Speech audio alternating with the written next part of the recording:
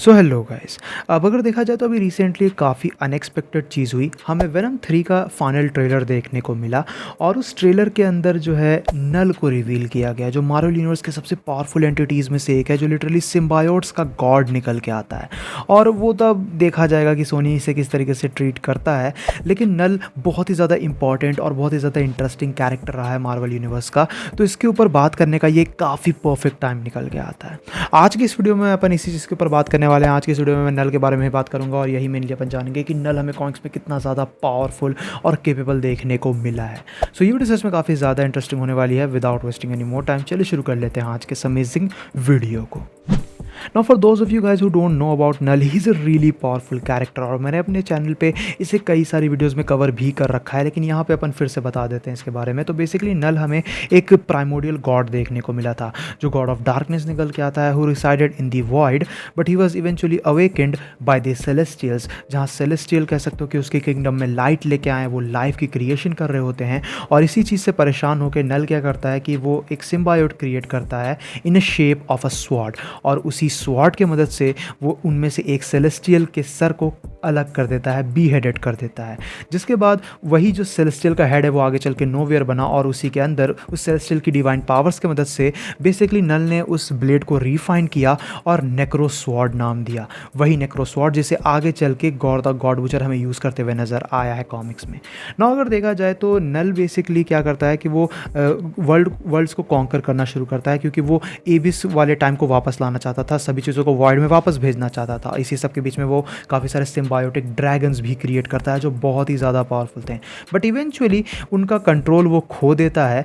And इसी के वजह से आगे चल के जो एक पर्टिकुलर सिम्बायोट ड्रैगन होता है वो बेसिकली फट जाता है हज़ारों सिम्बायोट्स में, और वो इन्फेक्ट होके वेनम बन जाते हैं। और इसी के वजह से ये जो सिम्बायोट्स हैं ये आगे चल के हाइव में नल को ट्रैप कर देते हैं, क्योंकि वो नल को मार नहीं सकते थे। लेकिन आगे चल के ऑब्वियसली नल उनके ऊपर कंट्रोल हासिल कर ही लेता है, because he is the God of symbiotes.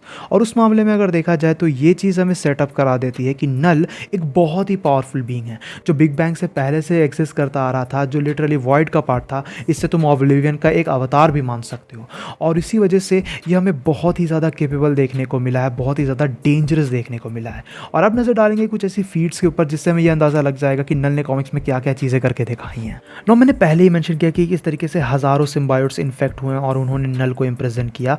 Well, नल इतना ज़्यादा पावरफुल, इतना ज़्यादा केपेबल था कि इन सिम्बायोट्स को बेसिकली एक प्लैनेट के साइज़ का प्रिजन क्रिएट करना पड़ा था, सिर्फ उसे रिस्ट्रेन करने के लिए।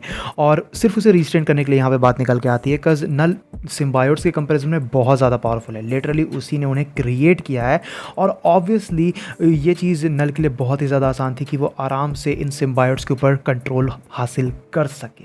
और इसी की वजह से हमने ये भी देखा है कि नल इतना ज़्यादा केपेबल है कि वो खुद के अवतार्स क्रिएट कर सकता है। यानी कि वो किसी दूसरे सिम्बायोट को लेगा, उसे खुद का अवतार बनाएगा, और कहीं और से वो उसे कहीं और ऑपरेट करने के लिए भेज सकता है, किसी दूसरे स्पेस से किसी दूसरे प्लैनेट पे भेज सकता है। एंड इस बात में कोई भी शक नहीं है, इस बात की मुझे बताने की ज़रूरत भी नहीं है कि जितने भी सिम्बायोट एग्जिस्ट करते हैं मार्वल यूनिवर्स में, वेनम, एंटी वेनम, स्क्रीम, वो सभी नल के आगे कुछ भी नहीं है। नल के सामने वो सभी इन्फीरियर निकल के आते हैं। नल ने लिटरली पूरी की पूरी आर्मी ऑफ गॉड्स को स्लॉटर करके दिखाया है, जो चीज़ बहुत ही ज़्यादा इंसेन निकल के आती है, जो उसके पावर लेवल को इंसेनली शो करती है। इवन वीडियो के स्टार्टिंग में मैंने मेंशन किया था कि जब उसका सबसे पहला कह सकते हो कि इनकाउंटर हुआ था सेलेस्टियल्स के साथ, तो उसने एक सेलेस्टियल को लिटरली डिकैपिटेट कर दिया था, उसके सर को अलग कर दिया था, जो चीज़ बहुत बड़ी निकल के आती है, बिकॉज एक कमज़ोर से कमज़ोर सेलेस्टियल भी यूनिवर्स को डिस्ट्रॉय कर सकता है। नाउ नल की फाइट कॉमिक्स में सिल्वर सर्फर के साथ भी हो चुकी है। सिल्वर सर्फर एक बहुत ही पावरफुल कैरेक्टर है, एंड नल ने जो है बेसिकली उसे बहुत ही बुरी तरीके से डिफीट किया था, उसे बहुत ही ज़्यादा पीटा था, to the point where Silver Surfer has to escape from him, because Silver Surfer knew कि वो उसे डिफीट नहीं कर सकता है, वो उसके लेवल के आसपास नहीं है। इवन देखा जाए तो आगे चल के king in black story line के अंदर हमें देखने को मिलता है कि किस तरीके से नल बेसिकली 3 पर्टिकुलर सेलेस्टियल्स को मार देता है और उन्हें बेसिकली अपने अंडर ले लेता है, उनके ऊपर कंट्रोल हासिल कर लेता है विथ सिम्बायोट्स, जो चीज़ इनसे निकल के आती है, क्योंकि मैंने पहले मेंशन किया कि वो ऑलरेडी एक सेलेस्टियल को मार के दिखा चुका था स्टार्टिंग में ही। और उसके बाद किंग इन ब्लैक में हमें देखने को मिलता है कि वो लिटरली 3 सेलेस्टियल्स के ऊपर टेक ओवर कर लेता है, जो चीज़ बहुत ही अमेजिंग निकल के आती है।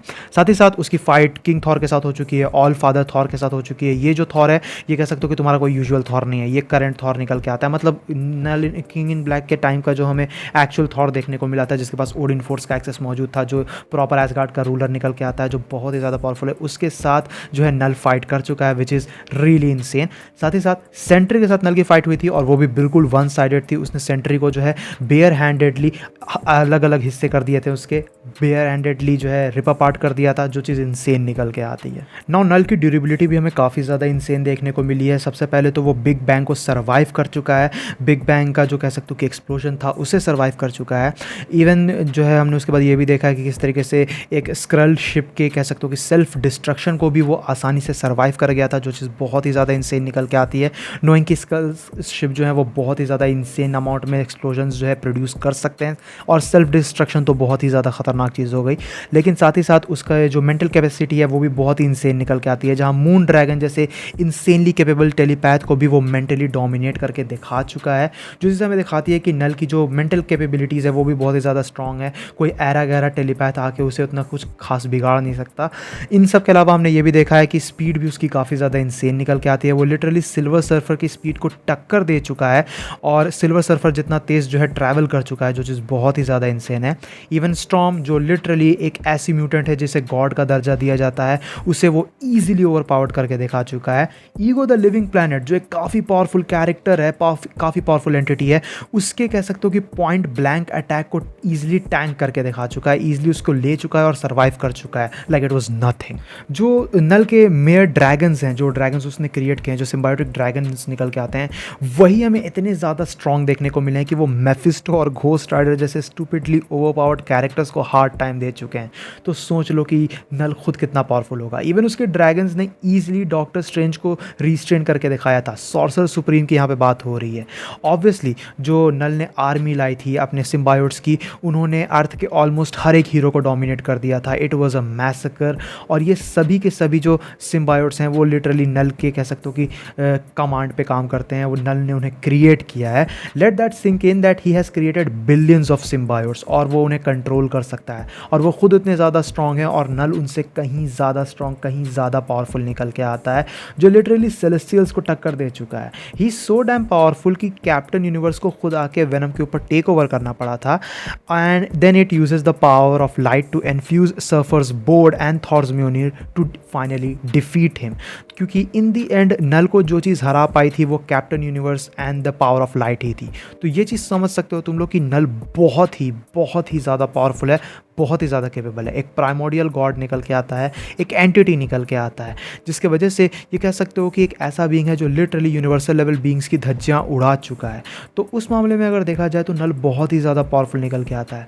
लेकिन ये चीज़ ऑब्वियसली कह सकते हो कि थोड़ा टेंशन तो तुम्हारे अंदर डाल ही देगी कि जो सोनी के अंदर लाइव एक्शन में हमें नल देखने को मिलेगा उसे किस तरीके से ट्रीट किया जाने वाला है। Because honestly I have no hope for it, but now I am a little curious about this movie. But तुम लोगों को क्या लगता है कि नल को किस तरीके से ट्रीट किया जाने वाला है? तुम लोग नीचे कमेंट सेक्शन में जो है अपने थॉट्स वगैरह शेयर कर सकते हो। Personally for me this is one of the most interesting evil entities out there in the Marvel universe. His story is insanely amazing and I don't really want to see him getting ruined.